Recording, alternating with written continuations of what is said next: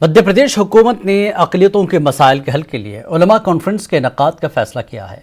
हुकूमत के फैसले के मुताबिक आइंदा साल अप्रैल में उलमा कॉन्फ्रेंस का इनेकाद किया जाएगा। मध्य प्रदेश के वज़ीर अक़लियती फलाह बहबूद राम खिलावन पटेल का मानना है कि मुस्लिम समाज में उलमा का बहुत अहम किरदार है।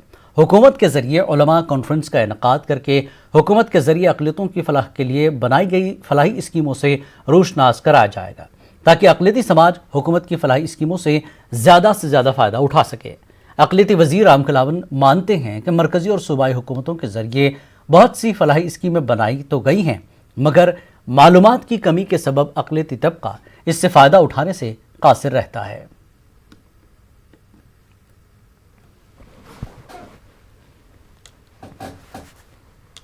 हाँ, लोगों की मांग हुई है कि प्रदेश में अप्रैल में जो आपके धर्म गुरु हैं उनका एक प्रदेश स्तर का सम्मेलन हो जाए और निश्चित रूप से जो 25-30 साल से धर्म गुरु हैं उनको सबको उस कार्यक्रम में सम्मानित किया।